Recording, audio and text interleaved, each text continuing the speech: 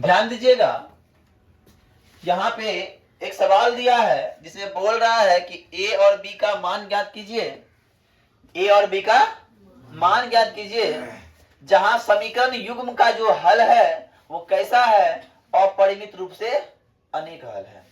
तो पहले हमको निकालना क्या होगा, फर्स्ट ऑफ ऑल करना क्या है, सॉल्यूशन में फर्स्ट ऑफ ऑल करना है a1 क्या हो जाएगा, a1 हो जाएगा 2,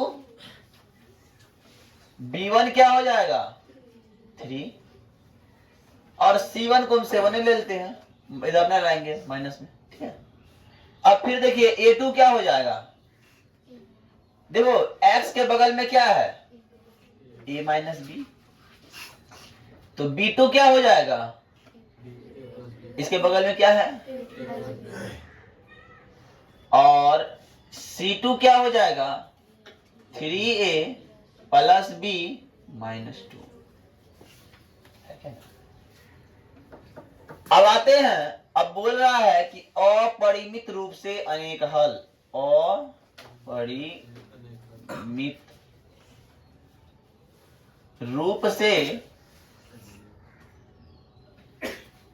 अनेक हल होने पर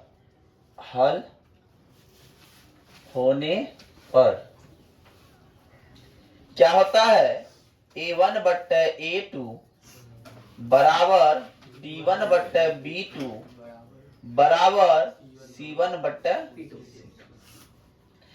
a1 क्या है, a1 2 है, a2 क्या है a बट्टे a माइनस बी है, 3 है, ये a प्लस b है, और 7 है, और ये 3a प्लस b माइनस 2 है। कोई दिक्कत? अब हम लोग करेंगे क्या, इसको उठा लेंगे, पहले क्या कर लेंगे इसको। तो अब ध्यान देखिएगा, सवाल थोड़ा लंबा जाएगा, समीकरण अभी निकला नहीं है। a माइनस बी बराबर 3a प्लस बी, जब है ना a माइनस बी बराबर 3 माइनस, है ना, कोना कोनी जब गुना करते हैं क्रॉस मल्टीप्लेक्शन, तो क्या होगा 2a हो जाएगा, ये 2a प्लस 2b बराबर 3a माइनस 3b। काहे होगा, ये 3 ये दोनों से गुना हो गया, ये 2 ये दोनों से गुना हो गया, कोई दिक्कत?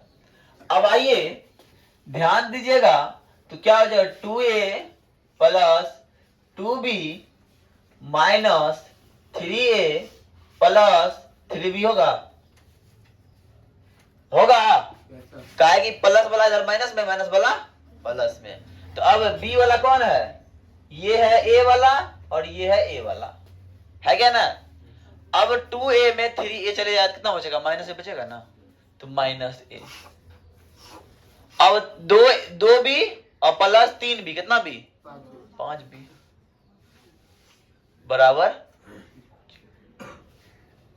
समीकरण, ये था समीकरण 1 था ना, ये समीकरण 2 था, तो इसको क्या बोलेंगे, समीकरण 3 बोल दीजिए।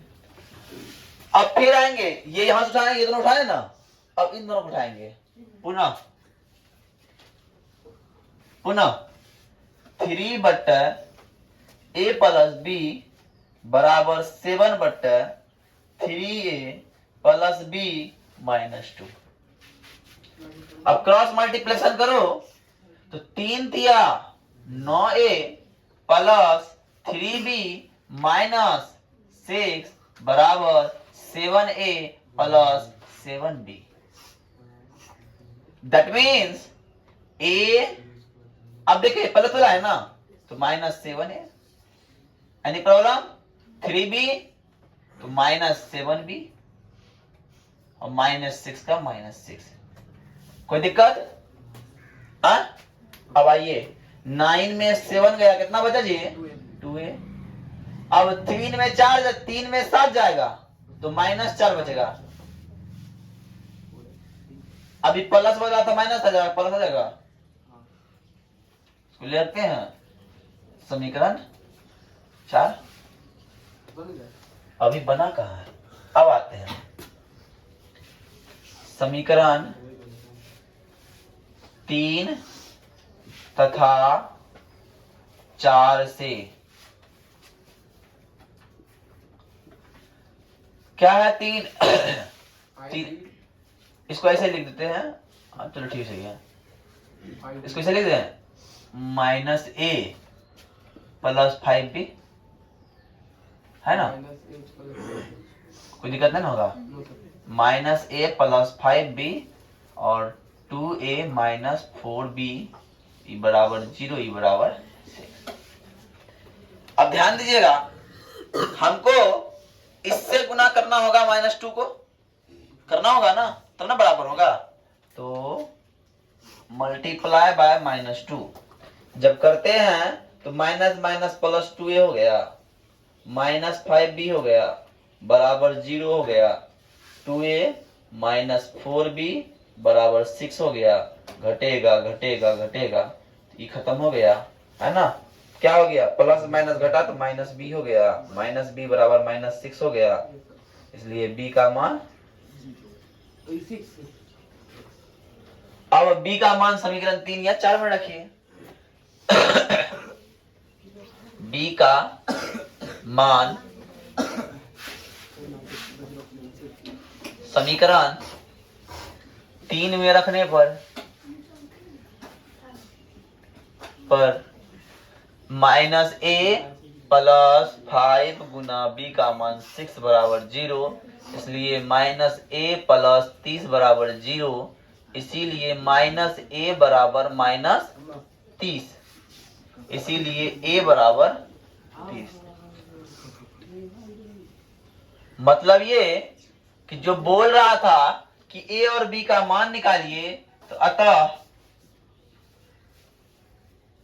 a बराबर 30 और b बराबर 6। ठीक है, नोट डाउन कर लीजिए, ये अक्सर सवाल 5 मार्क्स में पूछा जाता है। ठीक है ना, और जब पूछा 5 मार्क्स में, एक कोई 2 मार्क्स में पूछ जाता है। एग्जाम क्या बोलते हैं, क्वेश्चन सेट करने वाले पर डिपेंड करता है। इस बार जो क्वेश्चन हम टेस्ट में 2 नंबर पूछे हैं, और वही क्वेश्चन इस बार बिहार बोर्ड पूछा 5 नंबर में। ठीक है, यहां दिया क्या है, k के किस मान के लिए रैखिक समीकरण युग्म का कोई हल नहीं है। पहला बात, हमको पहला का x का पड़ोसी क्या होगा, a1, y का पड़ोसी b1 है ना। समीकरण 1 ये है, और समीकरण 2 ध्यान दीजिएगा, तो a1 क्या हो जाएगा बाबू, 3 सॉल्यूशन में a1 हो गया 3, b1 हो गया कुछ नया y के बगल में तो, और c1 मान लो माइनस नहीं, एक ही ले दोगे तो माइनस को भी करना पड़ जाएगा, इसलिए a2 बोल दो 2k - 1, b2 बोल दो k - 1, और c2 बोल दो 2k + 1। Any problem. अब जानते हैं कोई हल नहीं होने पर, कोई हल नहीं होने पर,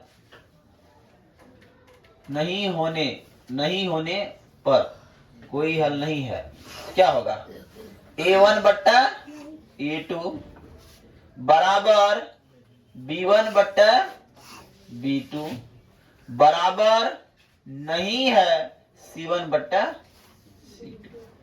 कोई दिक्कत, a1 बट्टा a2 तो बराबर 3 बट्टा 2k - 1 बराबर 1 बट्टा k - 1, और बराबर नहीं है 1 बट्टा 2k + 1। तो हम लेंगे इसको, है ना, इसको आगे बढ़ाएंगे। अब 3 बट्टा 2k - 1 बराबर 1 बट्टा k - 1। क्रॉस मल्टीप्लेक्शन करेंगे तो 3k - 3 बराबर 2k - 1 हो गया। अब कीजिए 3k - 2k बराबर -1 ये माइनस क्या हो जाएगा यार, +3। के बराबर 2 हो जाएगा। हाँ देखिए वो जो कोफिशिएंट कंप्लीट करता है। चलिए, के किस मान के लिए आ रहा है, तो के इस मान के लिए है ना, के का मान 2 के लिए इस समीकरण का कोई हल नहीं होगा। ये हो गया आंसर, कोई दिक्कत बनाइए। हाँ इसको प्रतिस्थापन एवं बृहद गुणज विधि से हमको हल करना है। तो हमको हल करने हम जानते हैं कि अच्छा विधि कौन है, बृहद गुणज विधि है, आसान होगा है ना।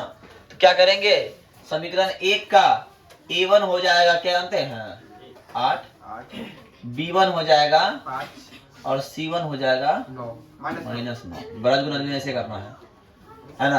a2 हो जाएगा 3 b2 हो जाएगा 2 और c2 हो जाएगा। -4। फॉर्मूला है बृहद गुणज विधि का, बृहद गुणन विधि का विधि है ना, क्या है, x बराबर b1 c2 minus b2 c1 बट्टे ab है ना, a1 b2 बटा a2। तो अब क्या करेंगे, b1 लेंगे, b1 है 5, c2 है -4 घटा b2 है 2, c2 है c1 है -9 बट्टे a1 क्या है 8, b2 क्या है 2 घटा a2 क्या है 3, b1 क्या है 5।